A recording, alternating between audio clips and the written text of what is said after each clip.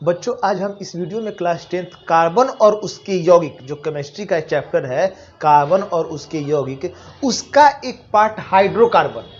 आप लोगों ने कहा कि वैसे तो मैं अभी तक सिर्फ मैथ पढ़ाया था अपने इस यूट्यूब चैनल पे, लेकिन आप लोगों के कहने पर कि हाइड्रोकार्बन में जितने भी ये सूत्र है फार्मूला है उसका कॉमन नाम और आईयूपीएसी नाम कैसे लिखा जाता है उसके बारे में हम आपको इसमें समझाएंगे। ध्यान दीजिएगा, ये जो हाइड्रोकार्बन है इसके टोटल जो मतलब कि हाइड्रोकार्बन को दो भाग में बांटा गया है मेन रूप से। एक होता है भाग, और ये जो वीडियो है वह सीबीएसई और बिहार बोर्ड चाहे कोई भी स्टेट बोर्ड हो वो सभी के लिए ये इंपॉर्टेंट है, क्योंकि मैं इंग्लिश टर्म भी जो है कि उसको साथ साथ इंग्लिश और हिंदी दोनों टर्म जो है कि वो लिखता रहूंगा। सबसे पहले जो आता है इसमें पार्ट यहां लिख देते हैं हम। एक जो पार्ट होता है वो होता है सेचुरेटेड हाइड्रोकार्बन, यानी कि संतृप्त हाइड्रोकार्बन कहते हैं उसको।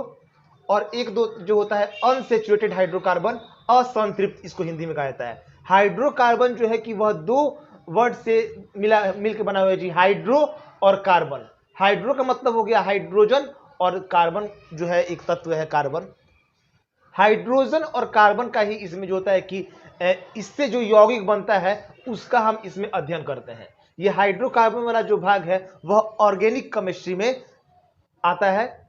और ये भी ध्यान दीजिएगा कि इसको मेन रूप से जो है कि वह वैसे अगर इंटर के हिसाब से चले तो कुछ और इसका मतलब कि अलग अलग पार्ट होता है, ए साइक्लिक वगैरह, एलिफैटिक ऐसे टाइप का होता है, लेकिन यहाँ मेन हम क्लास 10th के हिसाब से पढ़ा रहे हैं। और जो ये क्लास 10th है ना, ये जो क्लास 10th के हिसाब से पढ़ा रहे हैं वह आपको 11th और 12th में भी बेसिक के तौर पर काम करेगा। तो ये सबसे पहले होता है सेचुरेटेड और एक हो गया अनसेचुरेटेड, संतृप्त हाइड्रोकार्बन और असंतृप्त हाइड्रोकार्बन। संतृप्त हाइड्रोकार्बन में क्या होता है कि सिंगल बॉन्ड होता है, सिर्फ और सिर्फ सिंगल बॉन्ड होता है, जिसका एक और नाम हम कह सकते हैं एल्केन।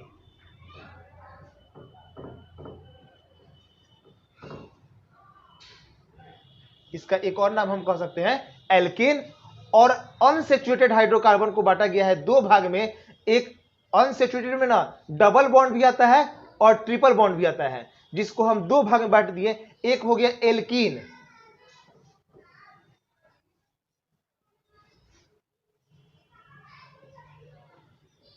और एक हो गया एल्काइन।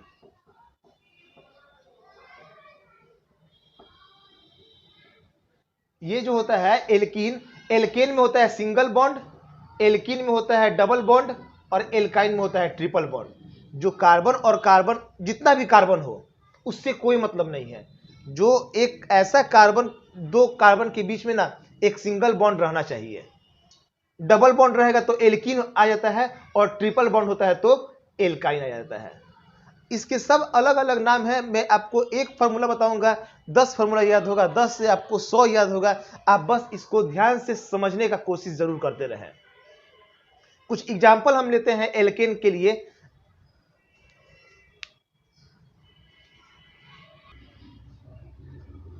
एल्केन जो होता है इसका सामान्य सूत्र होता है CnH2n+2।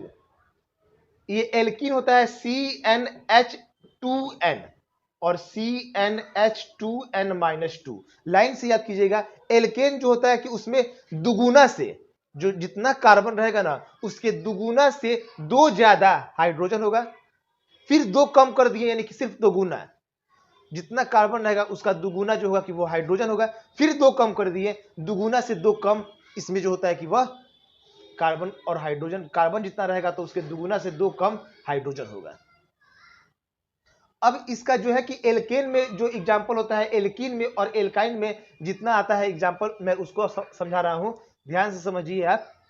तो सबसे पहले एल्केन के बारे में समझते हैं। एल्केन जो है कि इसका जो सामान्य सूत्र होता है CnH2n+2 होता है। सबसे पहले जो होता है कि इसमें शुरू करते हैं ना मीथेन से, फिर इथेन चाहे एथेन भी लिखा जाता है, प्रोपेन, ब्यूटेन, पेंटेन। पहले 5-5 करके समझा रहे हैं। मीथेन जो होता है, कहीं कहीं मेथेन भी देखने को मिलता है, मीथेन भी लिखा रहता है। ये जो है कि इसका इंग्लिश नाम भी मैं लिख दे रहा हूं,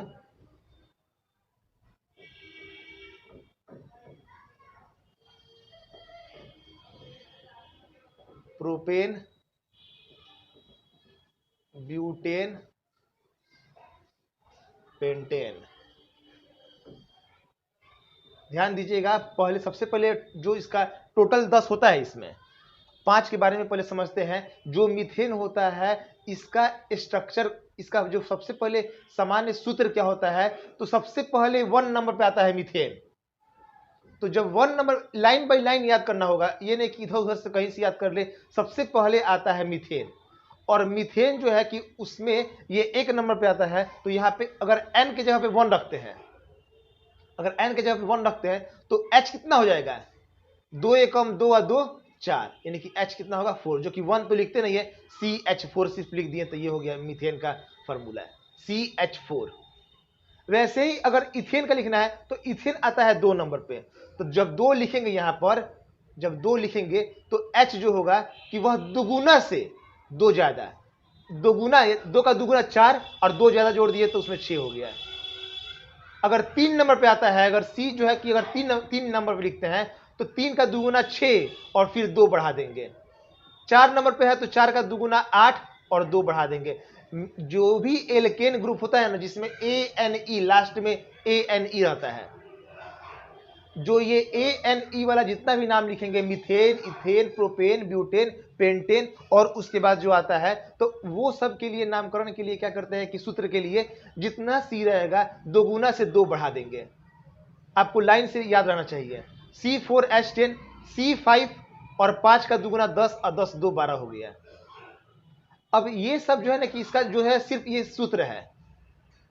फिर आता है उसके बाद से इसका संरचना सूत्र,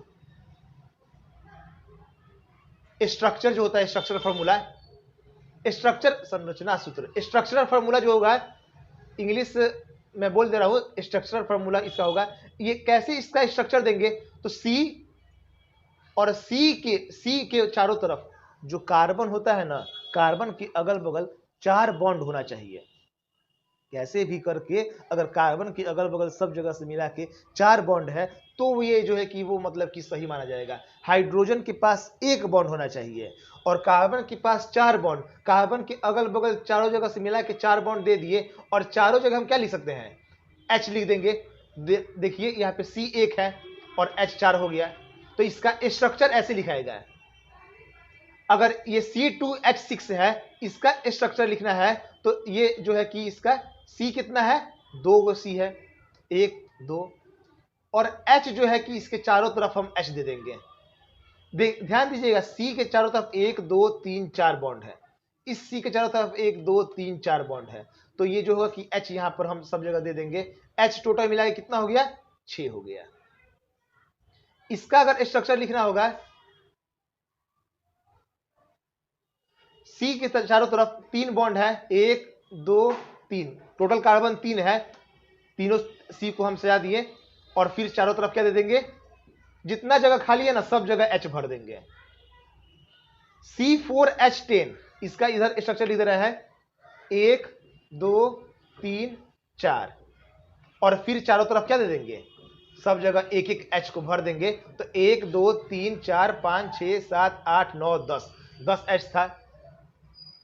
C5H12 का लिखना है, तो C5H12 के लिए 1 2 3 4 5, पहले टोटल C5 को दे देंगे, और फिर उसके बाद से इसका चारों तरफ अगर हम H दे देते हैं तो गिन देंगे तो टोटल ये 12 हो जाएगा, तो 12 H को यहाँ पे फिल कर देंगे। तो ये मीथेन, इथेन, प्रोपेन, ब्यूटेन और पेंटेन का स्ट्रक्चर फॉर्मूला, संरचना सूत्र था। अब इसको ना एक और आता है संघनित रूप में। इसको संघनित रूप में कैसे लिखते हैं,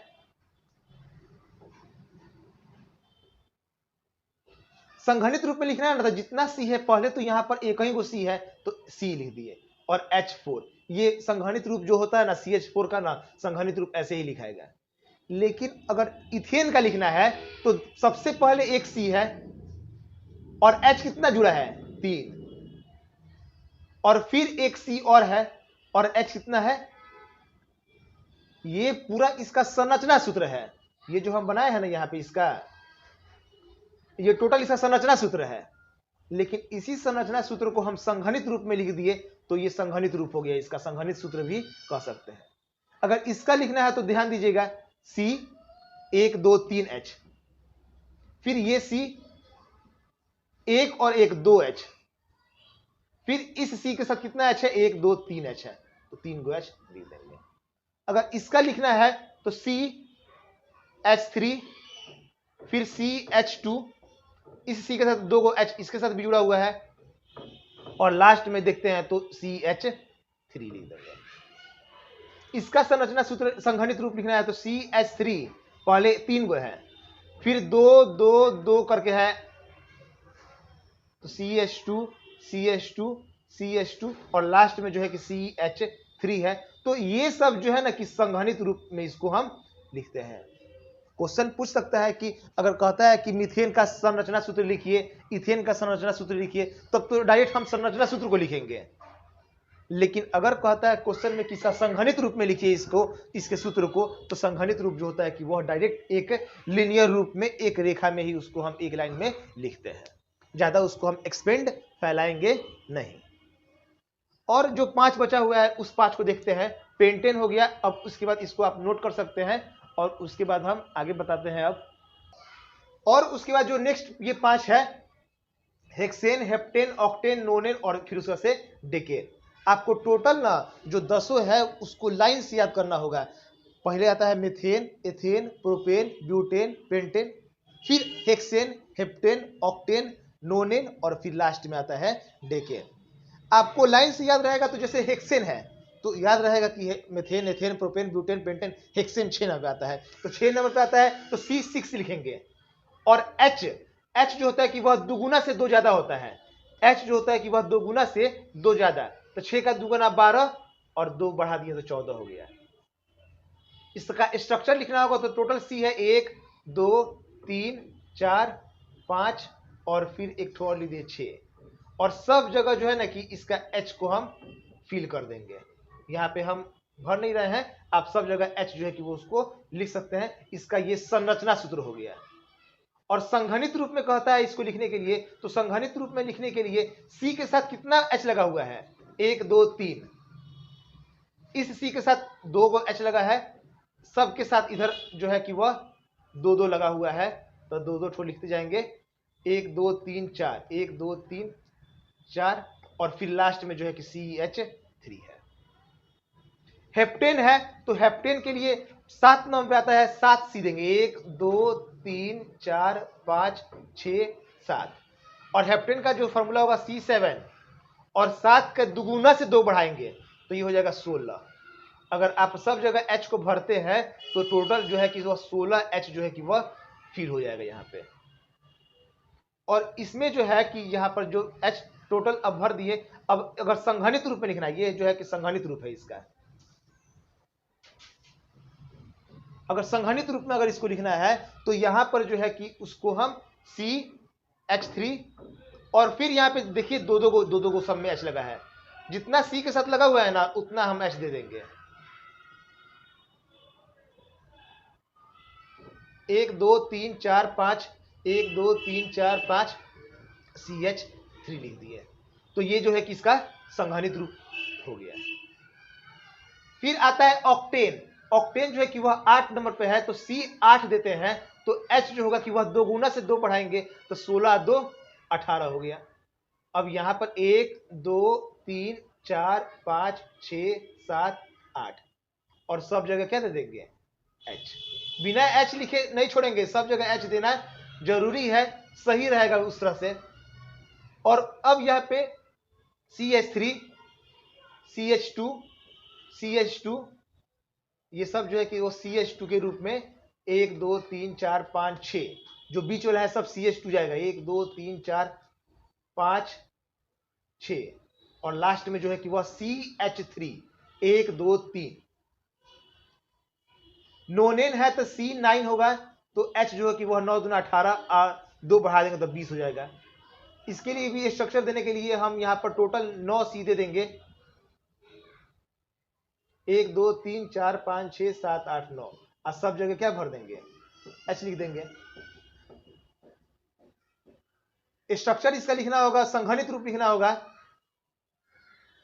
CH3 CH2, फिर ये CH2, फिर इसका भी आएगा वैसे ही,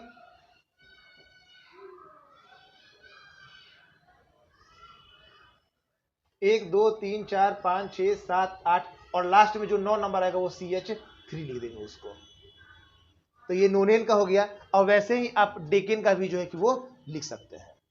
अब उसके बाद से ये टोटल जो था ना कि एल्केन के ग्रुप का था, एल्केन ग्रुप में जो है कि टोटल 10 थे यौगिक, मीथेन से शुरू हुआ था और लास्ट डिकेन तक गया है।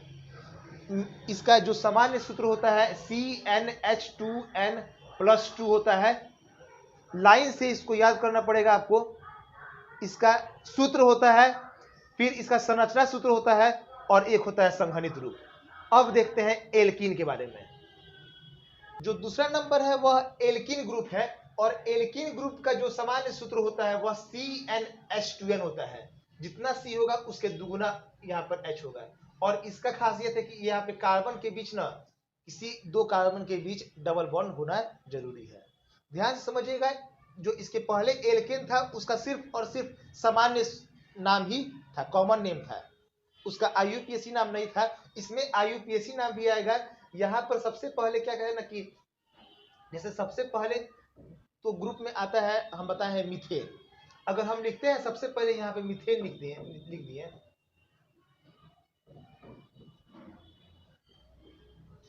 मीथेन, और ये इसको हम लिख रहे हैं एल्कीन के रूप में। तो एल्कीन के रूप में लिखना है तो इसको मीथेन को हम लिख सकते हैं ऐसे, मीथीन। एल्कीन इन है, तो यहां पर जो एन लगा था ना एन, अब यहां पे हम लगा देंगे इन, मीथीन। लेकिन ये मीथीन जो है कि चाहे मेथीन कहें, मेथीन जो होता है ना कि इसमें जो है कि मेथीन में एल्कीन ग्रुप तो है ही, यहां इसका अगर हमको सूत्र लिखना होगा तो जितना C रहेगा, एक नंबर पे है ये, तो C जितना रहेगा तो उसके दुगुना H को करेंगे। अगर C 1 है तो H को दुगुना करेंगे। और कार्बन कार्बन के बीच कितना बॉन्ड रहना चाहिए, 2 बॉन्ड रहना चाहिए, और यहां पर तो सिर्फ एक ही वो कार्बन है, 2 कार्बन तो है नहीं, जिसके कारण जो है कि एल्कीन का जो पहला सदस्य होता है ना, जो पहला मेंबर होता है, उसमें हम मेथीन को नहीं लेते हैं। शुरू करेंगे कहां से, एथीन से, क्योंकि एथीन में तो 2 कार्बन मिल जाएगा। मीथेन जो मेथीन है, मीथेन से ही बना है मेथीन, ANE को हटा के ENE लगा दिया गया। तो जो मेथीन है इसमें जो है कि 2 कार्बन है ही नहीं कि हम कार्बन कार्बन के बीच डबल बॉन्ड दें। तो मेथीन जो है कि इसका स्ट्रक्चर हम नहीं लिख पाएंगे। एल्कीन ग्रुप का पहला मेंबर जो है कि वह मेथीन ना होके एथीन होता है, और 2 नंबर पे आता है जो कि, लेकिन यहां पर इसका फर्स्ट नंबर होगा एथीन। एथीन जो है कि यह इसका कॉमन नेम है, इसका जो है कि ये कॉमन नेम है, इसको हम यहां लिख दे रहे हैं कॉमन नेम, जिसको हम कह सकते हैं सामान्य नाम, सामान्य। और एथीन का IUPAC जो नेम है वह होता है एथिलीन, एथिलीन।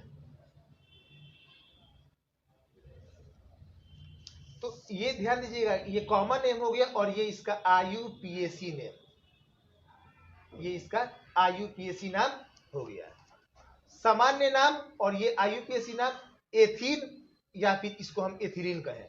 क्वेश्चन में ये भी दे सकता है या फिर एथिलीन भी दे सकता है। वैसे सबसे प्रचलित जो है कि सबसे ज्यादा जो पूछता है एग्जाम में IUPAC नाम ही पूछता है।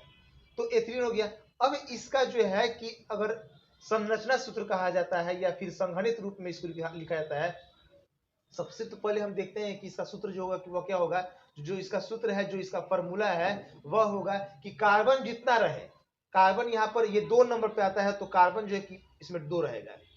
1 नंबर पे जो आता था उसका जो है कि हम स्ट्रक्चर लिख ही नहीं पाएंगे, ये होता ही नहीं है, क्योंकि यहाँ पे कार्बन एक ही है, जबकि कार्बन 2 से शुरू होना चाहिए। अगर हम कार्बन 2 लिखते हैं तो H जो है कि वह दुगुना होगा, 2 का दुगुना हो गया 4। अब यहाँ पे अब 2 कार्बन आ गया और दोनों के बीच में हम डबल बॉन्ड दे दिए, क्योंकि पहले आता है एल्केन, तो एल्केन में सिर्फ सिंगल बॉन्ड रहता है। फिर आता है एल्कीन, एल्कीन में जो है कि वह डबल बॉन्ड रहना चाहिए। और अब यहाँ पे जब कार्बन के पास 2 बॉन्ड पहले से मौजूद है और कार्बन के पास सिर्फ 4 बॉन्ड होना चाहिए उसके अगल बगल, 2 बॉन्ड तो है ही, एक और दे दिए 3 और एक यहाँ नीचे दे दिए 4, ऊपर भी लिख सकते हैं, लेकिन अब यहाँ पर नहीं देंगे। यहाँ देने का मतलब हो गया कि 1 2 3 4 5, इसीलिए यहाँ पर नहीं देंगे, सिर्फ 4 जगह ही रहना चाहिए। और यहाँ पर भी सी के पास 2 है पहले से, 3 और एक इधर दे दिए 4, यहाँ पर हम दे देंगे 1 2 3 4 और H4 था ही। तो ये इसका जो है कि वह संरचना सूत्र है, ये इसका क्या है, संरचना सूत्र। और संघनित सूत्र जो होता है कि अगर उसको लिखना रहता है तो C के साथ कितना H है, एक C के साथ सबसे शुरू वाला C के साथ 2 गो H है और डबल बॉन्ड और फिर CH2, तो इसको हम लिखेंगे ऐसे, ये संघनित रूप हो गया इसका, संघनित रूप चाहे संघनित सूत्र। तो एथीन या फिर एथिलीन, IUPAC नाम, ये कॉमन नेम, इसका सूत्र संरचना सूत्र और ये संघनित रूप। वैसे ही अगर मान लेते हैं कि 3 नंबर पे जो है एथीन के बाद अगर प्रोपीन लिखते हैं, प्रोपीन, तो प्रोपीन के लिए सी जो है कि यहाँ पर टोटल जो है कि प्रोपीन का है, ये प्रोपीन कहेंगे तो कॉमन नेम हो गया इसका, शॉर्टकट में लिखते हैं CN लिख देते हैं, कॉमन नेम हो गया। अगर इसका IUPAC नाम लिखना है तो इसको हम कहेंगे प्रोपिलीन, प्रोपिलीन कहेंगे IUPAC नाम। कार्बन जो है कि इसका जो सूत्र होगा, जो फॉर्मूला होगा C 3 नंबर पे है, तो H जो है कि उसका दुगुना यानी कि 6 हो जाएगा। आपको समझना बस यही कि प्रोपीन का है, तो प्रोपीन कहा तो इसका मतलब कि यहाँ पे प्रोपीन यानी कि एल्कीन हो गया, प्रोपेन कहा यानी कि एल्केन हो गया। तो प्रोपीन कह रहा है चाहे प्रोपिलीन कह रहा है, C3H6 हो गया। अब इसका स्ट्रक्चर हमको देना है तो यहाँ पर टोटल C 3 ठो दे देंगे। डबल बॉन्ड जो है कि एक जगह कहीं ना कहीं रहना चाहिए, ये शुरुआत इधर से करें चाहे या फिर इधर से करें, शुरुआत कहीं से शुरुआत करेंगे, ये 2 नंबर पे यहाँ पे फर्स्ट नंबर पे ही जो है कि वो हम डबल बॉन्ड देंगे। और यहाँ पर देखते हैं कि कार्बन के पास 2 बॉन्ड है, एक 3 हो गया और एक 4 हो गया। यहाँ कार्बन के पास ना 2 और एक 3 मौजूद है बॉन्ड, सिर्फ एक ही ना देंगे, 1 2 3 4 को बॉन्ड हो गया। यहाँ पर एक बॉन्ड है, 2 3 4, C के पास सिर्फ और सिर्फ 4 बॉन्ड होना चाहिए। और सब जगह H अगर भरते हैं तो देखिए H कितना हो रहा है, 3 और 3 6H हो गया। तो ये इसका संरचना सूत्र हो गया। और संघनित रूप में लिखना होगा तो C के साथ कितना है, पहले H2, डबल बॉन्ड है तो डबल बॉन्ड दे देंगे, C के साथ सिर्फ और सिर्फ H लगा हुआ है, फिर सिंगल बॉन्ड में C के साथ H3 लगा है तो CH3 लिख देंगे। तो ये इसका संघनित रूप हो गया। तो प्रोपिलीन है, फिर आता है वैसे ही ब्यूटीलीन, लेकिन कुछ उसमें नाम में फर्क हो जाता है। फिर उसके बाद आता है ब्यूटीलीन, पहले मेथिन था, मेथिलीन था, उसमें कोई इसका स्ट्रक्चर नहीं बनता था। फिर एथिलीन आया 2 नंबर पे, फिर उसके बाद से प्रोपिलीन आया, और 4 नंबर पे जो आता है कि वह अगर हम पहले का याद करें तो मिथेन, इथेन, प्रोपेन, ब्यूटेन, 4 नाम में ब्यूटेन है ना, तो ब्यूटेन के लिए हम लिखेंगे ब्यूटीलीन।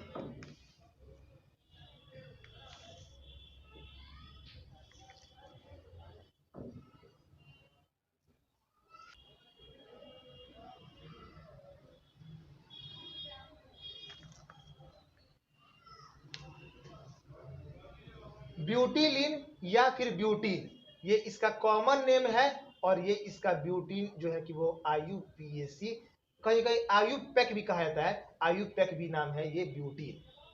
ये जो कॉमन नेम है इसके लिए हम अगर स्ट्रक्चर देते हैं तो C 1 2 3 4, टोटल 4 नंबर पे आता है, 4 सी दे दिए।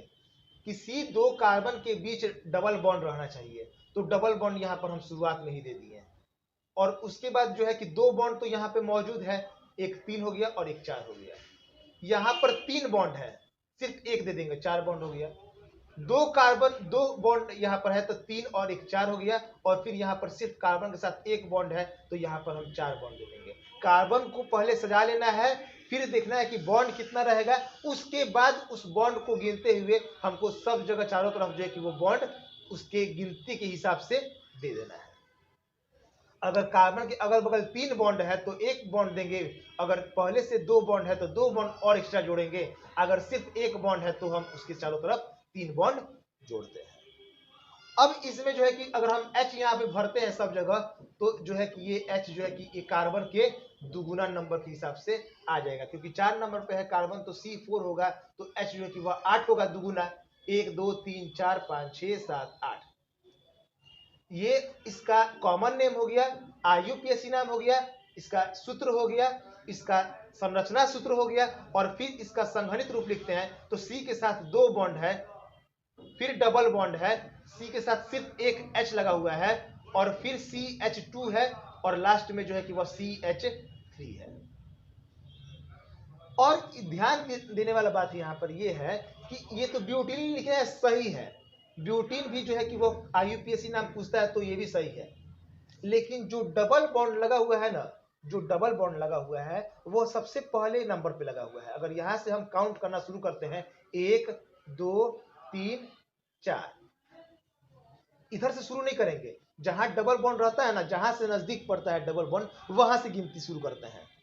तो काउंट करना शुरू किया तो एक नंबर पे डबल बॉन्ड है, तो यहाँ पर हम एक भी लिख सकते हैं, यहाँ पे भी एक लिख सकते हैं, दोनों जो है कि वह लिखना सही है। तो यहाँ एक ब्यूटिलीन या फिर एक ब्यूटीन भी हम लिख सकते हैं। क्यों एक लिख दिए? क्योंकि एक नंबर बॉन्ड लगा हुआ है।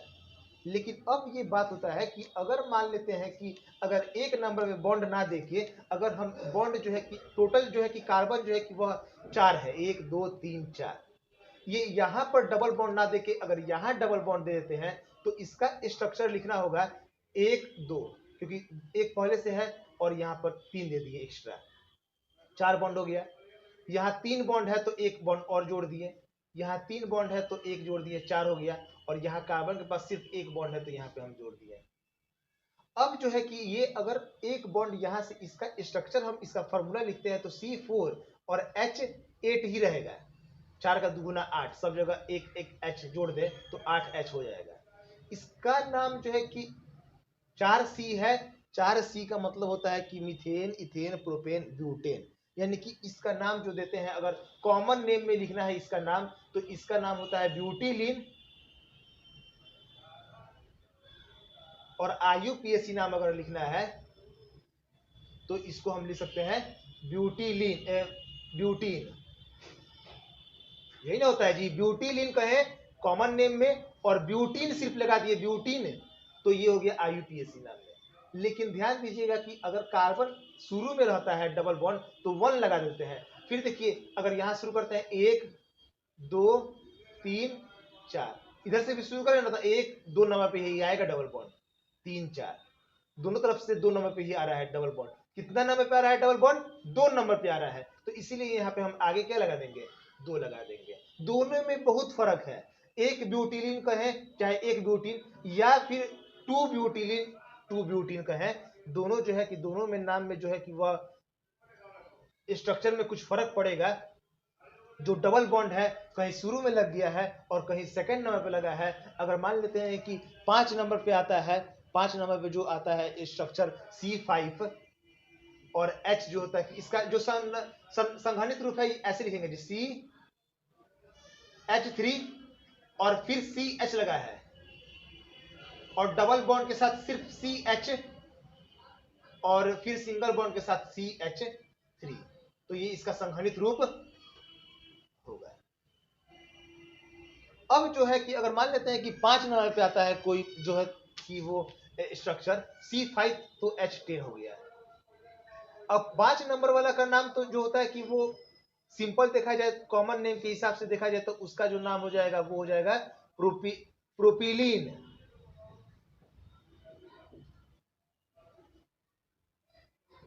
और IUPAC नाम अगर लिखना हो, IUPAC नाम, तो ये हो जाएगा प्रोपीन। और इसका अगर स्ट्रक्चर लिखना है ना, 1 2 3 4 5 टोटल सीक्वेंस सजा दिए, और किसी ना किसी के तो बीच डबल बॉन्ड रहना चाहिए। सिंगल सिंपल में लिख दिया है जी, कहीं ना 1 ना 2 ना 3 ना 4 कुछ भी नहीं दिया है। इसका मतलब कि हम वहां पे 1 समझते हैं। कुछ नंबर नहीं दिया है तो 1 समझते हैं। और जो डबल बॉन्ड होगा ना, क्योंकि 5 का दुगुना है 10, और दुगुना वाला कभी भी स्ट्रक्चर रहता है तो उसमें डबल बॉन्ड लगता है। तो सबसे शुरू में या फिर सबसे लास्ट में जो होता है कि वो डबल बॉन्ड दे देते हैं। अगर सबसे लास्ट में देते हैं तो यहां से काउंट करना शुरू करेंगे, 1 2 3 4 5। यहां पर अगर शुरू में देते हैं तो यहां से शुरू करना काउंटिंग करना शुरू करेंगे। तो अब यहां पर टोटल हम दे देंगे H 4 भर दिए, यहां पर 2 है तो ये 4 गो हो गया, ये भी 4 गो हो गया। यहां पर 3 पहले से ही मौजूद है तो 1 दे दिए 4, और यहां पर जो है कि वह एक जो है कि वह नीचे दे दिए। तो अब ये जो है कि वह 4-4 बॉन्ड जो है कि देखिए कार्बन के पास सब जगह 4-4 बॉन्ड मौजूद होगा। तो ये होता है 1 प्रोपिलीन। इसका जो नाम होता है ना 1 प्रोपिलीन का है या फिर 1 प्रोपीन का है। 1 नहीं भी लिखेंगे तो भी ये जो है कि 1 प्रोपिलीन ही कहलाता है। लेकिन अगर 2 लिखता है तो 2 नंबर पे डबल बॉन्ड देते, अगर 3 लिखता है तो 1 2 3 यहां पर देते, नंबरिंग इधर से दे देते हैं 1 2 3 4, क्योंकि यहां से देते तो 1 2 नंबर पे हो जाता है, तो इसलिए 1 2 3 इधर से दे देंगे। तो ये जो होता है कि वह प्रोपिलीन चाहे प्रोपीन का उदाहरण हो गया। वैसे ही और भी जो आगे है 6 number 7 number 8 number 9 number 10 number तक आप उसको सेट कर सकते हैं, लेकिन उतना दूर तक का नहीं पूछता है इसमें। अब देखते हैं एल्कीन के बाद एल्काइन।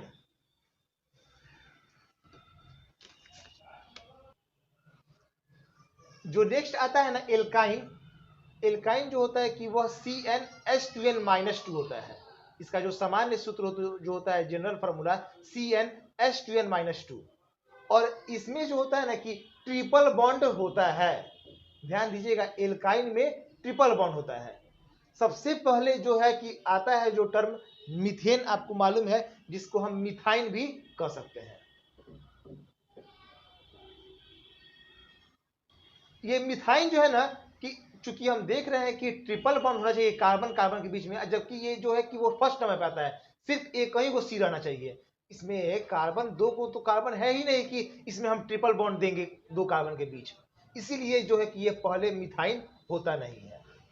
सिर्फ जो मीथेन का ग्रुप है ना वह सबसे पहले एल्केन में ही होता है, उसके बाद जो है ना कि जो एथेन वाला ग्रुप था ना वही से शुरू होता है, एल्कीन में भी और एल्काइन में भी। 2 नंबर पे जो आता है ना एथेन, एथेन से बना है एथाइन। जो एथाइन होता है, एथाइन लिखे या फिर एसीटिलीन लिखे।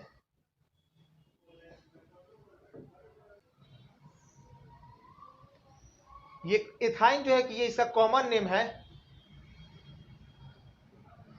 और एसीटिलीन जो है कि वह IUPAC आयुपेक नेम है इसका एसीटिलीन। जो एथाइन होता है ना, ये अगर मान लेते हैं कि कार्बन जो है कि वह 2 नंबर पे आ रहा है, अगर 2 को लिखते हैं कार्बन तो 2 का दुगुना उससे 2 कम, तो 4, 2 का दुगुना 4, और 4 से 2 कम कर दिए तो C2H2 हो गया। और इसके लिए जो है कि ये सूत्र हो गया इसका।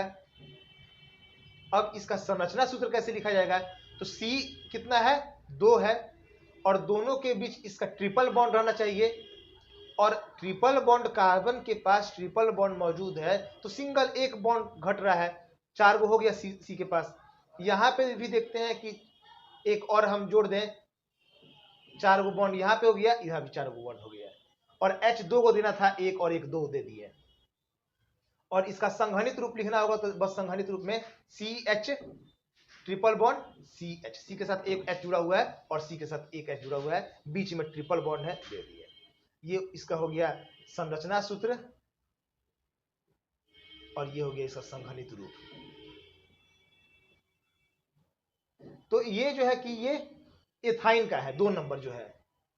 उसके बाद जो 3 नंबर पे आता है मीथेन इथेन प्रोपेन। तो प्रोपेन वाला का नाम लिखेगा तो प्रोपाइन।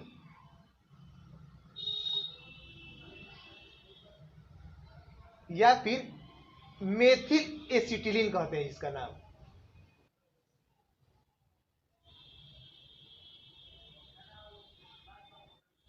इसका जो नाम है मेथिल एसिटिलीन, एक कॉमन नेम है इसका, और ये इसका IUPAC नेम है। मेथिल, एथिल, प्रोपिल, ब्यूटिल, इसी तरह से एसिटिलीन जो है कि यह बढ़ता जाएगा। जैसे अगर मान लेते हैं कि प्रोपाइन लिखना है तो C, और C के साथ जो है कि टोटल जो है कि C के साथ अगर हम 3 नंबर पे हैं, 1 2 और ये 3 नंबर पे C3 है, तो H जो है कि वह दुगुना से 2 कम, 3 का दुगुना 6 और उससे 2 कम यानी कि 4, 1 2 3 बॉन्ड दे दिए, 3 कार्बन दे दिए, और H जो है कि वह 4 को रहना चाहिए। हम ट्रिपल बॉन्ड यहाँ शुरू में ही लगा देते हैं, तो यहाँ 1 बॉन्ड दे देंगे, तब ये 4 को हो गया। और यहाँ पर देखते हैं कि 4 बॉन्ड पहले से ही मौजूद है, 3 1 4, यहाँ पर जो है कि वह सब जगह हम 1 1 H भर देंगे, 1 2 3 4 H दे दिए, और संघनित रूप में CH ट्रिपल बॉन्ड C और CH3, तो ये इसका संघनित रूप हो गया। सूत्र इसका संरचना सूत्र, और फिर इसका ये जो है कि संघनित रूप है। अब जो है कि अगर मान लेते हैं कि ट्रिपल बॉन्ड जो प्रोपाइन में तो यहीं पे रहेगा, अगर यहाँ भी दे देते हैं तो ये 1 नंबर पे ही कहलाएगा। लेकिन जो बात होता है ना कि ब्यूटीन में जो आ जाता है डबल बॉन्ड, ट्रिपल बॉन्ड जो है कि वो अगल बगल आ जाता है। देखते हैं ब्यूटीन का स्ट्रक्चर, ब्यूटाइन का।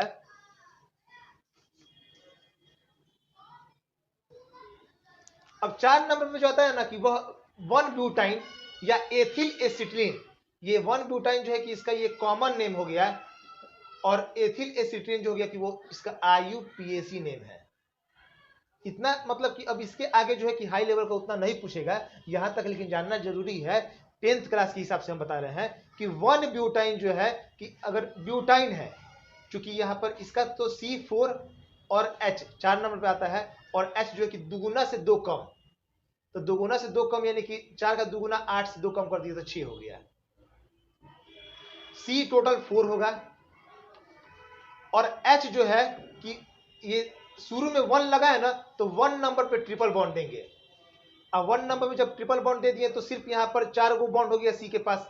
यहाँ पर देखते हैं अगल बगल मिला के 4 बॉन्ड है ही, यहाँ 2 बॉन्ड है तो ये 2 बॉन्ड ये हो गया, और दे दिए 4 बॉन्ड हो गया। यहाँ 1 बॉन्ड है तो ये हो गया 3 बॉन्ड। अब ये सब जगह क्या कर देंगे हम, H यहाँ पर इसको भर देंगे, तो अब देखिए कि 3 और 3 6। और फिर ये भी ध्यान दीजिए कि 1 ब्यूटाइन था, इसका संरचना सूत्र पर लिख देते हैं CH ट्रिपल बॉन्ड, C के साथ एक भी H नहीं लगा हुआ है, फिर C के साथ H2 है, और C के साथ H3 है। इसका सूत्र हो गया, इसका संरचना सूत्र हो गया, संघनित रूप हो गया। अगर मान लेते हैं कि ये ट्रिपल बॉन्ड यहां पर नहीं रह के, पहले नहीं होके अगर यहां पर दे देता ट्रिपल बॉन्ड, और 4 1 2 3 4 C है, C के पास 1 बॉन्ड, तो ये 4 बॉन्ड, यहां पर 3 1 4 बॉन्ड है ही पहले से, यहां भी 4 बॉन्ड है, लेकिन यहां पर सिर्फ कितना है, 1 2 3 4 बॉन्ड। तो ये जो है कि यह H जो है कि हम इसके चारों तरफ दे दिए।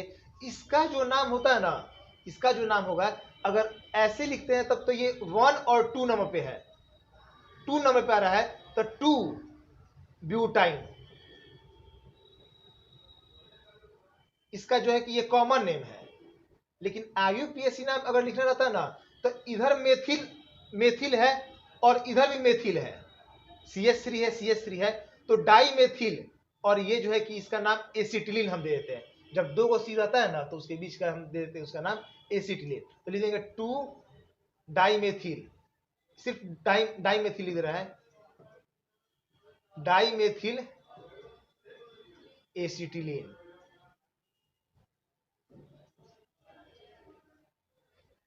डाईमेथिल एसिटिलीन, ये इसका IUPAC नेम है।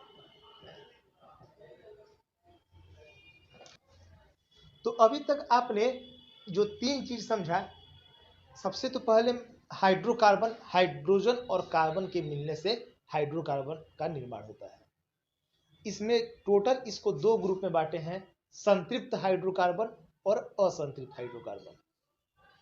संतृप्त हाइड्रोकार्बन में सिंगल बॉन्ड होता है और असंतृप्त हाइड्रोकार्बन को फिर दो भाग में बांटा गया है, एक डबल बॉन्ड वाले कार्बन को और एक यौगिक जिसमें कार्बन के बीच ट्रिपल बॉन्ड हो। जो डबल बॉन्ड होता है उसको कहते हैं एल्कीन और ट्रिपल बॉन्ड वाला का नाम होता है एल्काइन। जो एल्केन होता है, जो सबसे पहले आता है एल्केन, उसमें सिर्फ और सिर्फ जो होता है कि वह सिंगल बॉन्ड होता है, जितना भी कार्बन है सबके बीच सिर्फ और सिर्फ सिंगल बॉन्ड होगा। और इसका सिर्फ कॉमन नेम हम लिखते हैं एल्केन, एल्केन का methane, ethane, propane, butane, pentane, hexane, heptane, octane, नोनेन और एक लास्ट चला गया डेकेन। जितना रहेगा कार्बन उसके दुगुना से दो को बढ़ा देते हैं, उतना एच देते हैं। फिर एल्कीन आता है, एल्कीन में दो कार्बन के बीच जो है कि वह डबल बॉन्ड रहना जरूरी है।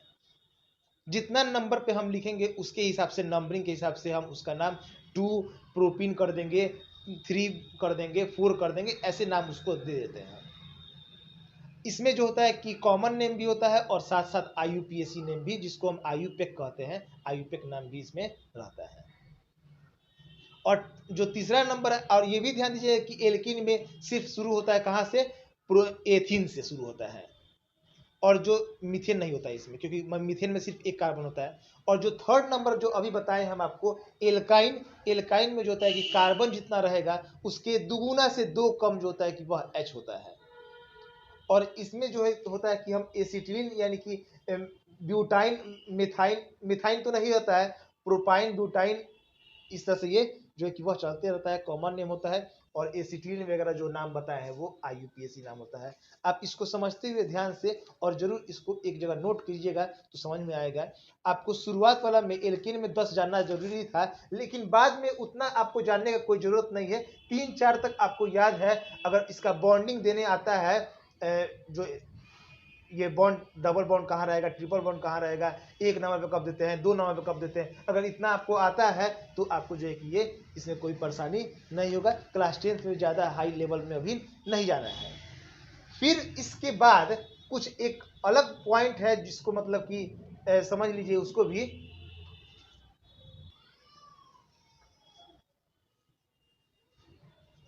यहाँ 3 नाम दिया गया है, आइसोब्यूटेन या फिर नियोब्यूटेन, पेंटेन और एन ब्यूटेन। मतलब कि एन का मतलब होता है नॉर्मल ब्यूटेन। अगर ये ऐसे भी देता है कि हाँ इसका स्ट्रक्चर लिखिए, या तो आइसो लिख देगा या फिर उसके साथ नियो लगा देगा, और या फिर नॉर्मल, जिसको हम एन से जोड़ करते हैं, n butane, normal butane. Normal butane का जो स्ट्रक्चर होता है ना, फॉर्मूला सबका वही रहेगा। जो ब्यूटेन का होता है C4 हो तो H जो है कि वह दुगुना से दो ज्यादा, यानी कि 4 दूना 8 2 10। पेंटेन है तो C अगर 5 है तो H जो है कि वह 5 का दुगुना 10 2 12 हो गया। ब्यूटेन फिर है तो C4 होगा तो H 10 होगा। लेकिन नॉर्मल वाला का स्ट्रक्चर कैसे लिखते हैं, नियो का और आइसो का, तो नॉर्मल वाला में ध्यान दीजिएगा कि C4 है, एकदम ये लीनियर रूप में ही बस जाता है, एक लाइन में बस चला गया, और सब जगह क्या रहेगा, H दे देंगे हम, 10 H हो जाएगा नॉर्मल ब्यूटेन के लिए।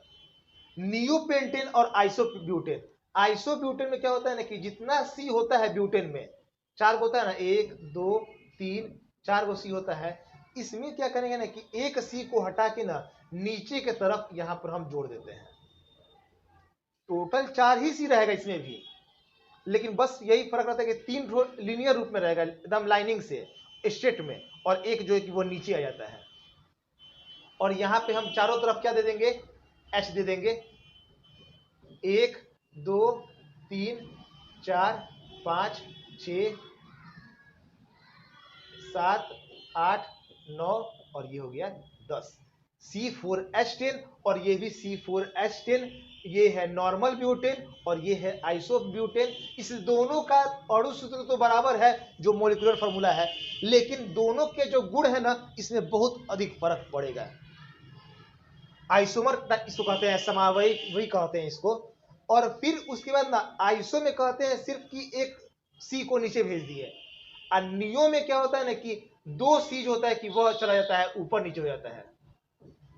टोटल 5 C होता है ना, इसमें क्या करते हैं कि 3 C को ही लिखेंगे, एक सी को नीचे कर दिए और एक सी को ऊपर कर दिए। दो सी जो होता है कि वह ऊपर नीचे होना चाहिए, तभी हम इसको कहेंगे नियोपेंटेन है। और फिर यहां पर हम दे देंगे H1 2 3 4 5 6 7 8 9 10 11 12, जहां जहां बॉन्ड था वहां वहां हम ये सब दे देंगे H को। ये टोटल 12 H जो है कि वह हो गया। इसमें बस यही फर्क है नियोपेंटेन में कि 3 C रहना चाहिए, एक C के ऊपर नीचे C रहना चाहिए। इसको हम नियो ब्यूटेन नहीं कह सकते हैं, ये नियो ब्यूटेन नहीं हो सकता है, क्योंकि इसमें 3 C को हम ऊपर नीचे नहीं कर सकते हैं। ये नियो का शुरुआत जो होगा वह पेंटेन से ही होगा। पेंटेन, हेक्सेन, हेप्टेन को हम नियो के रूप में लिख सकते हैं। पेंटेन को हम आइसो के भी रूप में लिख सकते हैं, क्योंकि सिर्फ एक सी के नीचे ना एक ही सी रहना चाहिए। तो ध्यान दीजिएगा, ये नॉर्मल ब्यूटेन में एकदम पूरा स्ट्रेट में जाता है, आइसो में सिर्फ एक के नीचे एक सी चला जाता है, और नियो में ऊपर और नीचे दोनों में लगता है, तो नियो पेंटेन होता है। ये भी स्ट्रक्चर जो है कि उसका पूछता है, इसका ध्यान रहे आपको। अब जो है कि इसके बाद अब एक और बात समझने वाला यहां पर ये है कि अगर मान लेते हैं कि हम ऐसे लिखते हैं यहां पर methane, ethane, propane, butane, pentane है, ये सब जगह ना इसका H दे दिए यहां पर। तो H जो है कि ये टोटल देखते हैं कि हम H ये 1 2 3 4 5 6 7 8 9 10 11 12 टोटल H दे दिए। 1 2 3 4 5 6 7 8 9 10 11 12 H दे दिए। इसका जो है कि नाम अगर लिखना है तो ये जो है कि यह C5 है, methane, ethane, propane, butane, pentane. कहीं तो डबल बॉन्ड तो है नहीं, डबल बॉन्ड कहीं नहीं है, तो ये जो है कि एल्केन में चला जाता है। तो इसका जो है कि नाम हम दे देंगे methane, ethane, propane, butane, pentane. तो इसका नाम दे दिए हम पेंटेन। इसमें कहीं 1 और 2 लगाने का कोई जरूरत नहीं था, इसका स्ट्रक्चर, इसका नाम दे दिए हम पेंटेन। लेकिन अगर मान लेते हैं कि एल्केन में ना रह के एल्कीन में रहता है और डबल बॉन्ड यहां पर आ जाए, तो देखिए यहां पर 2 1 3 1 4, ये एक H हटा दे रहे हैं यहां पर। और फिर उस क्योंकि देखिए C5 है, तो डबल बॉन्ड के लिए तो H दुगुना रहना चाहिए, 10, 1 2 3 4 5 6 7 8 9 10, एक और H को हटा देंगे, क्योंकि यहां से कोई H को नहीं हटा देंगे। देखेंगे कि C के पास 4 गो बॉन्ड है कि नहीं है, यहाँ पे 4 गो बॉन्ड था तो H हम नहीं हटाए हैं। यहाँ पर जो है कि बॉन्ड ज्यादा था, इसके H को हटा दिए। अब गिनेंगे तो H जो है कि बहुत 10 हो जाएगा। तो ये जो है ना कि इसका अगर नाम लिखना है methane, ethane, propane, butane, pentane, और चूंकि डबल बॉन्ड लगा हुआ है तो इसका तो नाम हम दे देंगे पेंटीन। लेकिन ये जो है कि डबल बॉन्ड, ये 1 2 3 4 और 5, यहां से गिनते हैं तो 5, ये 1 2 3 4 5, लेफ्ट साइड से गिने तो ये भी 5 है ही। लेकिन डबल बॉन्ड जो है कि इधर से गिनते हैं तो 3 नंबर पे आता है डबल बॉन्ड, 3 नंबर पे आ रहा है डबल बॉन्ड। और इधर से गिनते हैं राइट साइड से गिनते हैं तो ये जो है कि 2 बॉन्ड इधर आता है। लेफ्ट साइड से गिनते हैं, अगर यहाँ पे इधर से बॉन्ड गिन रहे हैं तो ये 2 नंबर पे आ रहा है डबल बॉन्ड, और अगर ये साइड से गिन रहे हैं तो यहाँ पे 3 नंबर पे आ रहा है डबल बॉन्ड। तो जहां से नजदीक रहता है ना, उसी का हम नाम लिखना शुरू करते हैं। ये 1 2 नंबर पे है और ये 3 नंबर पे है, तो हम इसका नाम लिखेंगे 2 पेंटीन। ये जो है कि ये सही है। 3 पेंटीन लिखना जो है कि वह गलत है, 3 पेंटीन हम इसका नाम नहीं दे सकते हैं। तो ये भी एक मार्केबल वाला बात था, इसको आप जरूर समझ लें। उसके बाद जो है कि एल्किल आता है, एक समूह आता है एल्किल। पहले पढ़ाए एल्केन, एल्कीन, एल्काइन। ये तीनों जो होता है ना कि स्टेबल होता है, तीनों जो है कि वह स्थायी होता है। लेकिन जो एल्किल आता है ना, वह जो होता है कि स्थायी नहीं होता है, उससे एक बॉन्ड फ्री रहता है। ध्यान दीजिएगा, जो एल्किल समूह है ना, जिसको हम R से डिनोट करते हैं, और इसका जो कॉमन फॉर्मूला जो होता है ना कि जितना कार्बन रहेगा उसके दुगुना से एक सिर्फ बढ़ाते हैं, एल्किल होता है। एल्किन न मत समझिएगा, यहां पर ल है, YL इसका जो होता है ना लास्ट में YL होता है एल्किल। तो ये जो है कि एल्किल समूह के लिए जो लास्ट में YL लगता है यहाँ पे, जैसे अगर मान लेते हैं कि सबसे पहले जो आता है मेथिल, फिर आता है एथिल,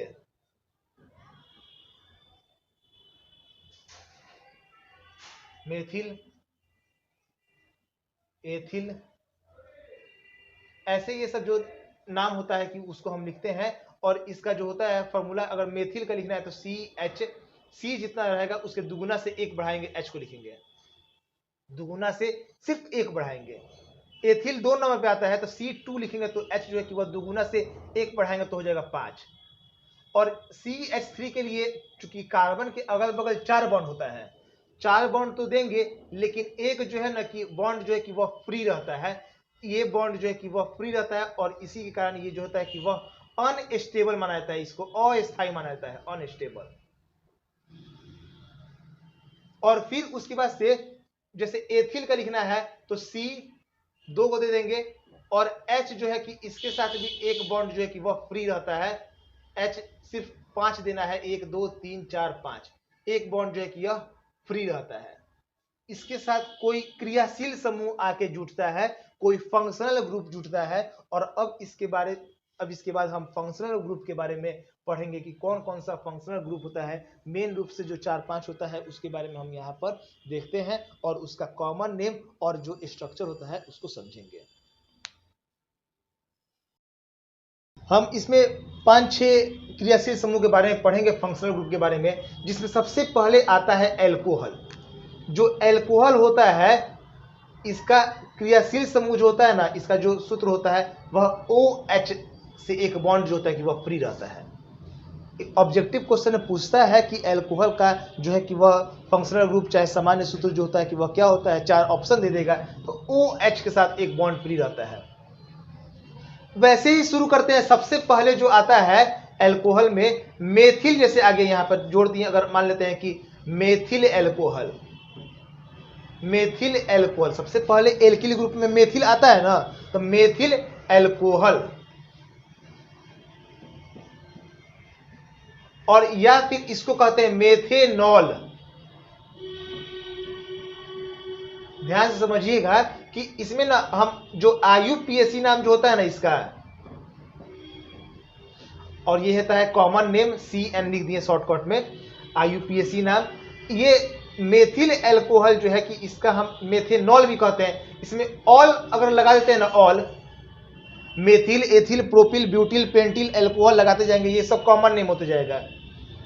इसमें क्या है कि methane, ethane, propane, butane, pentane में हम ऑल लगा देते हैं लास्ट में, तो ये जो होता है कि ये इसका IUPAC नेम हो जाता है। मेथेनॉल, एथेनॉल, प्रोपेनॉल, ब्यूटेनॉल, इस तरह से हम लिखते हैं। और मेथिल एल्कोहल है, चूंकि मेथिल है तो मेथिल का स्ट्रक्चर होता है CH3, और इसमें हो गया OH। ये मेथिल एल्कोहल, इसका जो है कि वह कार्बन के साथ जो है कि वह OH ग्रुप जो होता है कि वह जुट जाता है एल्किल के साथ। CH3 है ही, और OH भी लिख दिए। तो ये मेथिल एल्कोहल का, मेथेनॉल का ये जो हो गया कि स्ट्रक्चर हो गया। मेथेनॉल का है या फिर मेथिल एल्कोहल का है। नाम अधिकांशतः मेरे हिसाब से IUPAC ही ज्यादा पूछना चाहिए। और संघनित रूप लिखना है इसका, तो CH3 लिख दिए, CH3 है, और OH लगा दिए यहाँ पे। वैसे ही अगर एथिल एल्कोहल है, 2 नंबर पे जो आता है एथिल एल्कोहल,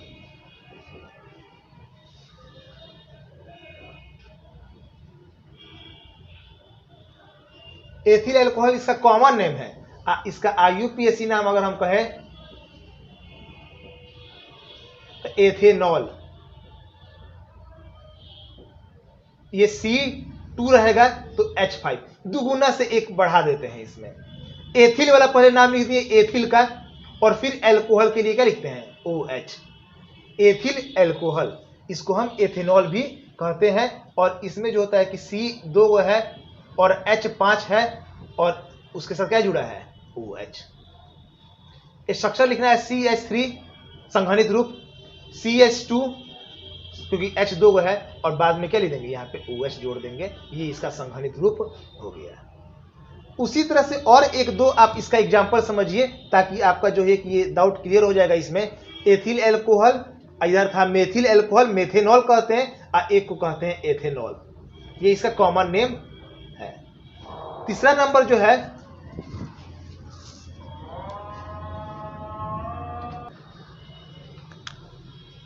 प्रोपिल एल्कोहल जो होता है कि ये मेथेन एथेन प्रोपेन 3 नंबर पे तो आएगा, और H जो है कि वह दुगुना से 1 ज्यादा होगा 7, और OH लगेगा। प्रोपिल एल्कोहल का ये सूत्र हो गया।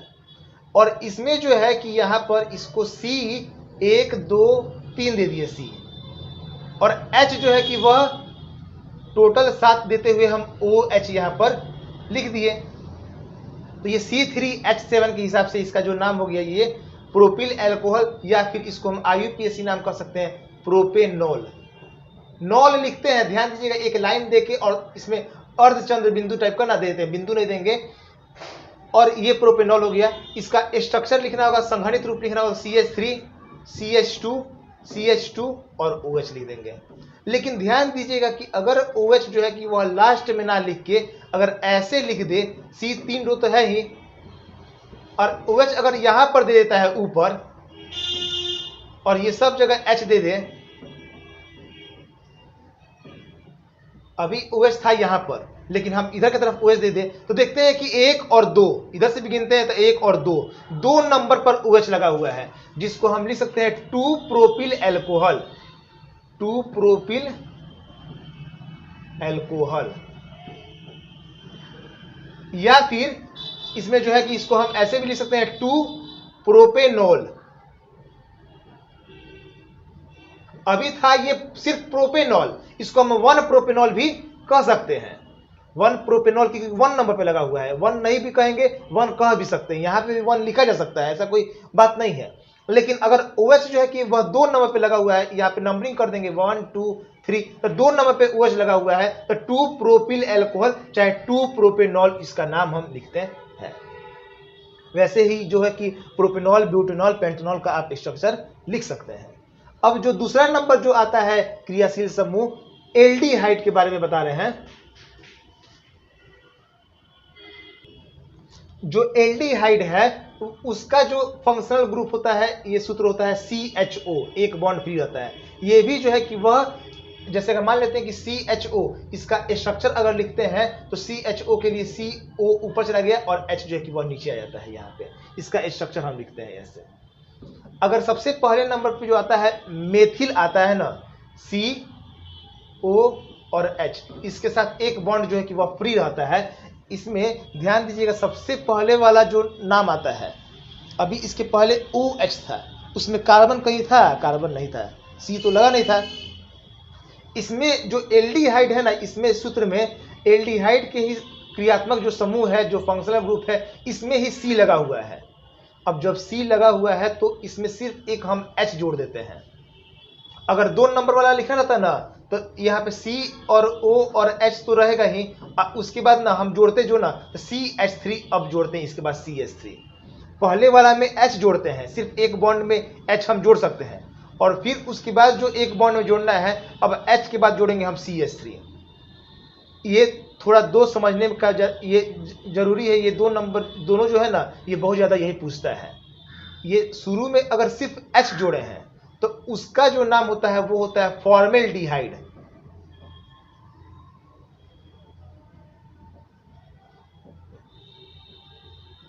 और जो 2 नंबर पे होता है इसका नाम होता है एसिटेल्डिहाइड।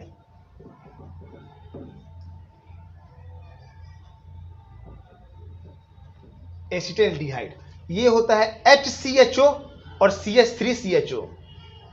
इसमें फॉर्मेल्डिहाइड जो है कि ये इसका कॉमन नेम है। ये दोनों जो है कि वो कॉमन नेम है। इस दोनों में ही थोड़ा गड़बड़ी ज़्यादा होता है, क्योंकि ध्यान दीजिएगा, जो सबसे पहले नंबर पे स्ट्रक्चर आता है उसमें एक कार्बन रहना चाहिए, एक कार्बन तो है ही। दूसरे नंबर पे आता है जो उसमें 2 कार्बन होना चाहिए, एक कार्बन पहले से ही फॉर्मूला में ही मौजूद था, और एक कार्बन किस में आएगा? तो वो CH3 में आएगा। नेक्स्ट लिखना होगा तो उसमें 3 कार्बन रहना चाहिए, तो C2 वाला को जोड़ेंगे, क्योंकि एक तो कार्बन है ही पहले से।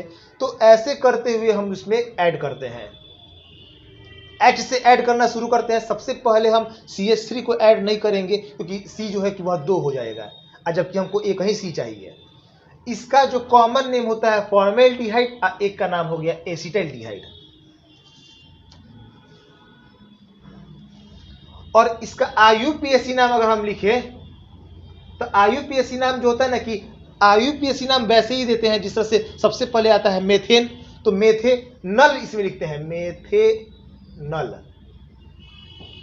एथेनल, इसमें अल पर जो होता है ना अल, वो अल लगाते हैं, जिसमें मेथेन में अल लगा दिए, एथेन में अल लगा दिए, तो ऐसे जो होता है कि इसका हम स्ट्रक्चर जो है कि वो उसका IUPAC नाम जो होता है कि वो देते हैं। और जो तीसरा नंबर है उसको समझते हैं। दो ये जो है कि कॉमन नेम होता है, उसके बाद वाला में कॉमन नेम नहीं होता है। 10th क्लास में उतना हाई लेवल अभी नहीं पढ़ना है। इसमें अब जो है ना थर्ड नंबर जो फोर्थ नंबर है वो सब में सिर्फ और सिर्फ ना हमको ना, जैसे अगर मान लेते हैं कि CHO है और इसमें जो होगा कि C2H5 जोड़ेंगे, तो C2H5 जब जोड़ेंगे तो इसका सीधे नाम जो होता है ना कि मेथेनल, एथेनल, प्रोपेनल, IUPAC नाम ही सिर्फ इसमें आता है। और अगर इसका संघनित रूप लिखना है इसको, तो हम स्ट्रक्चर के रूप में तो ऐसे लिखेंगे, C और H जो है कि वो चारों तरफ यहाँ पे H3 दे देंगे। इसका नाम अगर देना है, इसका C2H5 का देना है स्ट्रक्चर, तो 1, 2 और सब जगह जो है कि वो H दे देंगे।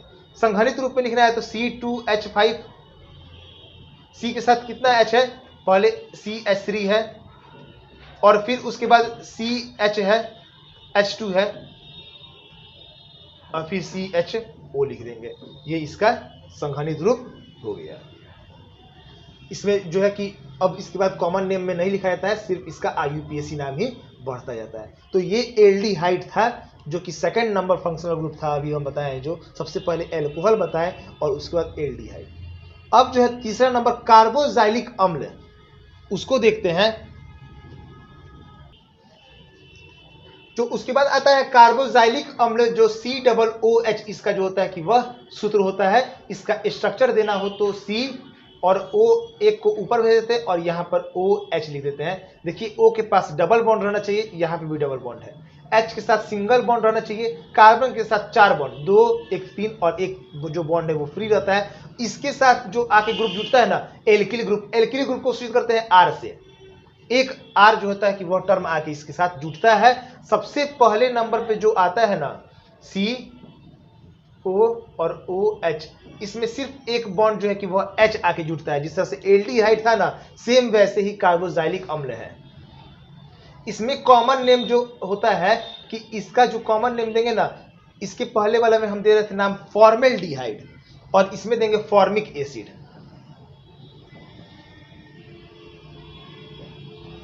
फॉर्मिक अम्ल लिख दे रहे हैं। फॉर्मिक अम्ल जो होता है कि जितना भी इंसेक्ट्स वगैरह होता है ना, तो उसमें ये जो होता है कि विष के रूप में जो एसिड पाया जाता है वो फॉर्मिक अम्ल होता है। और इसका IUPAC नाम जो होता है कि वह हो जाएगा मेथेनोइक एसिड। मेथेन होता है ना पहले, तब मेथेन से ही बन गया मेथेनोइक एसिड। मेथेनोइक हिंदी में लिखना है तो मेथेनोइक अम्ल कर देंगे। वैसे ही अगर दूसरा नंबर पे लिखना है हमको तो HCH3, जिसको हम स्ट्रक्चर के रूप में लिख दें CH3 और फिर उसके बाद से जो है कि ये COOH और इसका नाम हो जाएगा एसिटिक एसिड, एसिटिक अम्ल। मेथेन के बाद आता है एथेन, तो एथेनोइक अम्ल। बस यही दो होता है इसमें कॉमन नेम। अगर तीसरा नंबर का लिखना होगा तो डायरेक्ट उसका नाम हम लिखेंगे प्रोपेनोइक एसिड, प्रोपेनोइक अम्ल। जैसे कि ये C 2 गो रहेगा और बाकी H रहेगा और यहां पर COOH। इसका स्ट्रक्चर लिखना होगा संगठित रूप से CH3, CH2 और COOH। तो ये इसका जो है कि वो संघनित रूप भी हो गया है। फॉर्मिक अम्ल, एसिटिक अम्ल, फिर सामान्य सूत्र लिखने का, सामान्य नाम लिखने का कोई जरूरत नहीं है। IUPAC नाम जो है कि वो बाकी का चलते जाता है, सेम टू सेम वैसे ही चलते जाता है जिस तरह से हम एल्केन का नाम देते हैं, मेथेन, एथेन, प्रोपेन, ब्यूटेन, तो उसी तरह से बनते जाता है। मेथेनोइक अम्ल, एथेनोइक अम्ल, प्रोपेनोइक अम्ल, और ये जो है कि इसका स्ट्रक्चर हो गया और इसका ये संघनित रूप हो गया। अब नेक्स्ट देखते हैं, जो फिर आता है ना एमीन।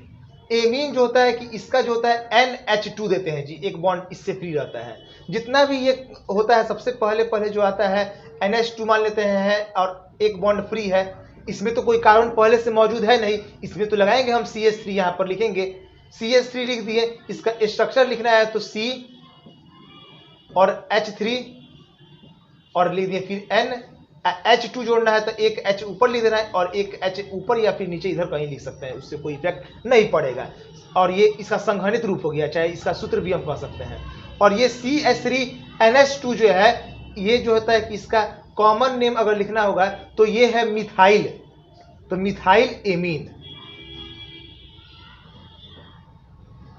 Methyl amine. और अगर इसका IUPAC नाम लिखना है तो इसका IUPAC नाम जो जाएगा मेथेनामीन हो जाएगा नाम इसका, मेथेनामीन, मेथेनामीन हो गया। उसी तरह से नाम जो है कि अब अगर मान लेते हैं कि C अगर 2 को जोड़ते हैं और H बाकी जगह यहाँ पे H देते जाए और एक बॉन्ड जो फ्री रहता है उसके साथ हम NH2 जोड़ देते हैं, तो इसका नाम जो होगा मिथाइल के बाद इथाइल, इथाइल एमीन। इसको लिख देंगे एथेनामीन, एथेनामीन। तो इसी तरह से methyl, ethyl, propyl, butyl, pentyl, amine हम जोड़ते जाते हैं, या फिर मेथेनामीन, एथेनामीन, प्रोपेनामीन, ऐसे हम जो है कि उसको स्ट्रक्चर को और IUPAC नाम को बढ़ाते जाते हैं। संघनित रूप लिखना है तो CH3 और CH2 और NH2, ये इसका संघनित रूप हो गया। अब एमीन के बाद जो नेक्स्ट है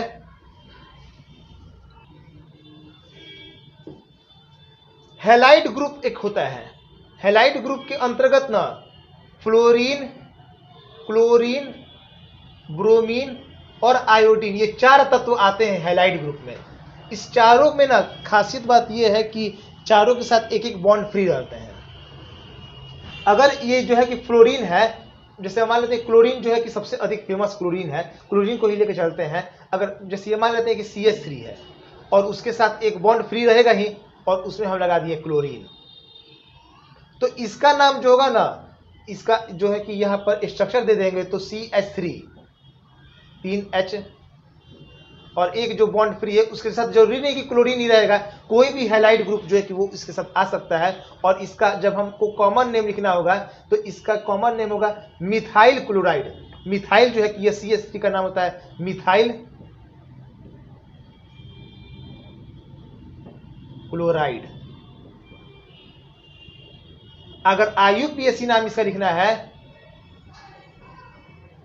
तो IUPAC नाम जो होगा कि ये इसका नाम क्लोरोमीथेन, क्लोरीन है ना तो क्लोरोमीथेन हो जाएगा इसका नाम।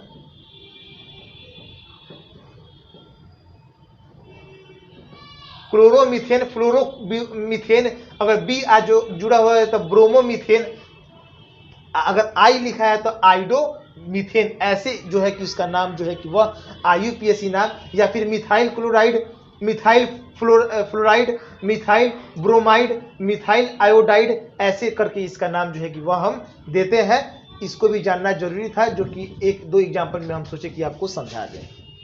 अब नेक्स्ट जो है कि वो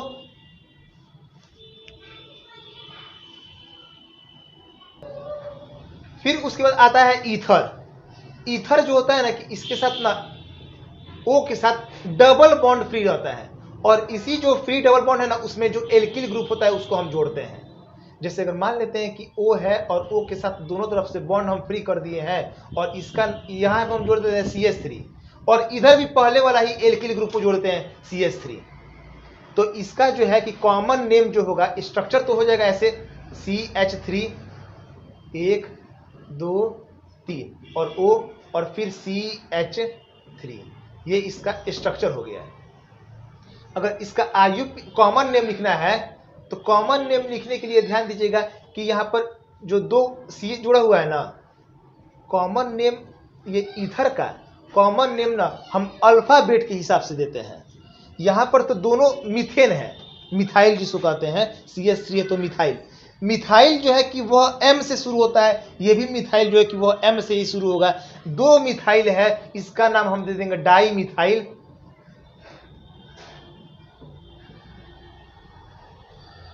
ether. Dimethyl ether, di लग गया, दो गो है तो डाई लग गया, डाई मिथाइल, मीथेन है तो मिथाइल और ईथर हो गया। अगर IUPAC नाम देना है तो जो सबसे शुरू में है उसको हम ऑक्सी लगाते हैं और बाद वाला में एन लगाते हैं। ध्यान दीजिएगा, पहले वाला में लगता है ऑक्सी और बाद वाला में लगता है एन। ऑक्सी मतलब क्या हो गया कि मेथॉक्सी, ये शुरू में है ना तो मेथॉक्सी हो गया, मेथॉक्सी ऐसे लिखाएगा मेथॉक्सी। यहाँ पे थ में एक लाइन खींच के और अर्धचंद्र बिंदु टाइप का बिंदा बिंदु दिए लिखेंगे मेथॉक्सी मीथेन। इसका नाम हम क्या दे दिए, मेथॉक्सी मीथेन दे दिए।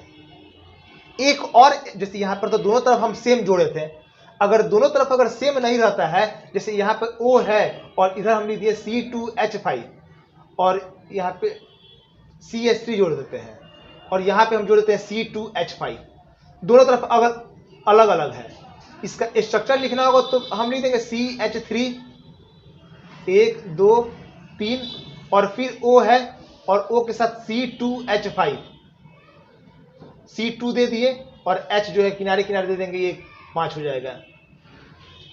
दोनों तरफ अलग अलग रहता है, अगर सेम रहता है तब तो हम डाई लगा देते हैं, लेकिन जब अलग अलग रहता है ना तो इधर देखते हैं कि मीथेन का ग्रुप का रहा है जी, मिथाइल, और बाद वाला में जो आ रहा है कि वह इथाइल, यही ना जी, C2H5 वाला का नाम होता है इथाइल और ये है मिथाइल। तो पहले अल्फाबेट के हिसाब से इसमें नाम दिया जाता है। ध्यान दीजिएगा, जो अल्फाबेट होता है ना उसके हिसाब से इसमें हम नाम देंगे। तो अल्फाबेट के हिसाब से जब हम नाम देंगे तो CH3 है, C2H5 है, पहले M आता है कि पहले E, पहले लिखने से कोई फर्क मतलब नहीं है, पहले मीथेन का है तो M और इथेन का है तो E, तो पहले M की पहले E, तो पहले आता है E। तो पहले हम नाम देंगे इसका कॉमन नेम, तो हम लिख देंगे पहले इसका कॉमन नेम जो है कि इसका नाम लिखने के लिए इथाइल, तो लिख देंगे ethyl methyl ether. Ethyl methyl, पहले E तब M, तो इथाइल मिथाइल ईथर। और अगर IUPAC नाम देना है इसका तो सब शुरू से ही शुरू करेंगे मेथॉक्सी, पहले वाला को लिखते हैं मेथॉक्सी, और ये जो है कि वह मीथेन इथेन है तो लिख देंगे एथेन, लिखते हैं तो एथेन लिख देंगे, यहाँ पे चाहे इथेन भी कहीं कहीं लिखता है, मेथॉक्सी एथेन हो गया। तो IUPAC नाम तो लगातार लाइन से दे देंगे, मेथॉक्सी है चाहे एथॉक्सी है, मीथेन है, जो भी है उस तरह से दे देंगे। लेकिन कॉमन नेम देने के लिए नाम के हिसाब से देखते हैं कि कौन पहले आता है, तो पहले E आता है।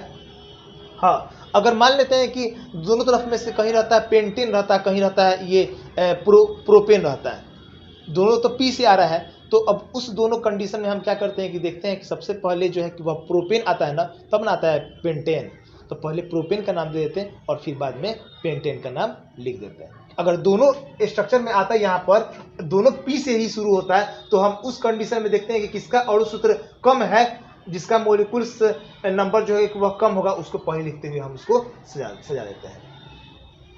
तो ये ईथर का कहानी था, यहाँ पे कॉमन नेम, IUPAC नेम, और ये जो है कि इसका संरचना सूत्र था। इसका अगर स्ट्रक्चर लिखना है, संघनित रूप लिखना है तो CH3 फिर O है और फिर CH2 और CH3, जितना C के साथ जुड़ा हुआ है बॉन्ड H उसको हम उतना लिख देते हैं। अब नेक्स्ट देखते हैं, यहाँ एक गलती हो गया, यहाँ पे एथिल लिखेंगे, यहाँ पे इथाइल नहीं लिखेंगे, एथिल लिखते हैं तो सही रहता है। यहाँ पे सबसे पहले E आता है ना, एथिल, और फिर लिखेंगे मेथिल, सुधार लीजिएगा यहाँ पर एथिल मेथिल ईथर। एथाइल नहीं लिखते हैं, एथिल, एल्किल ग्रुप का है तो एथिल, मेथिल और तब ईथर आता है, और मेथॉक्सी एथेन तो है। अब ये लास्ट देखते हैं आज का कीटोन। कीटोन का जो होता है ना स्ट्रक्चर जो होता है कि CO और दोनों तरफ से बॉन्ड फ्री रहता है। ये जो है इसका स्ट्रक्चर जो हम देते हैं C और दोनों तरफ से हम R ग्रुप को जोड़ते हैं, तो सिर्फ इसका सूत्र बोलता है तो R नहीं लिखेंगे वैसे, लेकिन जो दोनों तरफ R जो जोड़ते हैं ना, जो एल्किल ग्रुप को जोड़ते हैं, जैसे अगर हम मान लेते हैं कि सबसे पहले CH3 जोड़ते हैं, सबसे छोटा तो CH3 ही ना है, तो यहां इसका अगर कॉमन नेम लिखना है, अगर इसका कॉमन नेम लिखना है ना, तो देखते हैं कि कॉमन नेम में ना इसमें भी अल्फाबेट, जो ईथर है और जो कीटोन है, दोनों में हम अल्फाबेट के ही हिसाब से नाम देते हैं। लेकिन यहां तो डाई है, दोनों सेम है, मेथिल ग्रुप, तो नाम देंगे sir dimethyl ketone, dimethyl ketone. और इसका IUPAC नाम लिखना है अगर, तो IUPAC नाम लिखने के लिए ध्यान दीजिएगा, तो एगो तो कार्बन पहले से ही मौजूद था फॉर्मूला में C के साथ, CO के साथ, और 2 और ये 3, टोटल 3 C है, तो 3 C है, तो इसका नाम हम दे देंगे मीथेन इथेन प्रोपेन, तो नाम दे देंगे प्रोपेनोन, इसका नाम हम देंगे प्रोपेनोन, ओन लगा देते हैं इसमें लास्ट में, ओन, प्रोपेनोन। जैसे अगर मान लेते हैं कि अलग अलग रहता है, यहाँ पे हम दे देते हैं C2H5CO और यहाँ पे ले देते हैं CH3, दोनों अलग अलग है, तो सबसे ये आता है 2 नंबर पे मीथेन इथेन, ई से शुरू होता है, और यहाँ पर मीथेन पहले नंबर पे ये M से ही है, तो सबसे शुरू में कौन आता है, ये तो आता है सेकंड नंबर पे, लेकिन अल्फाबेट के हिसाब से देखें तो E आता है पहले, M से भी पहले आता है E, तो इसका नाम देना होगा, तो लिख देंगे एथिल मेथिल, जिस तरह से पहले दे रहे थे बस इसमें ईथर लगा देते थे, और इसमें लिखेंगे एथिल मेथिल कीटोन। और ये जो है कि इसमें इसका अगर नाम देना होगा तो मीथेन इथेन, 2 गो यहां पे है, प्रोपेन और ब्यूटेन, इसका नाम हम दे देंगे ब्यूटेनोन,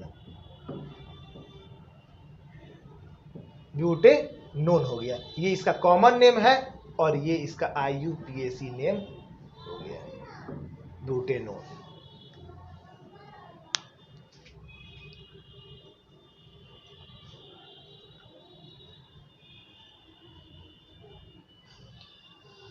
तो आई होप आपको जरूर ये टोटल जितने भी हाइड्रोकार्बन पढ़ाए, ये वैसे 10th के लिए ही मेन पर्पस था बनाने का, लेकिन 11th 12th के लिए भी, बच्चों के लिए, स्टूडेंट्स के लिए ये काम आएगा। तो अगर आपको ये समझ में आया हो तो सही है, अच्छा है, लेकिन अगर नहीं समझ में आया तो कोशिश कीजिए कि हाँ आप इसको 1-2 बार देखते हुए समझ ले। कोई परेशानी होता है तो आप उसको कमेंट करके पूछ सकते हैं, मैं फिर नेक्स्ट वीडियो में आपको ज़रूर समझा दूंगा इससे रिलेटेड जो भी क्वेश्चन होगा। और हाँ, ये आप इसको और भी बच्चों के पास शेयर जरूर करें, ताकि उनको भी जो है कि समझ में आए, और भी इससे रिलेटेड जो भी क्वेश्चंस वगैरह है, चाहे जो भी टॉपिक्स मैंने समझाया है वो समझ लें। That's all, thank you.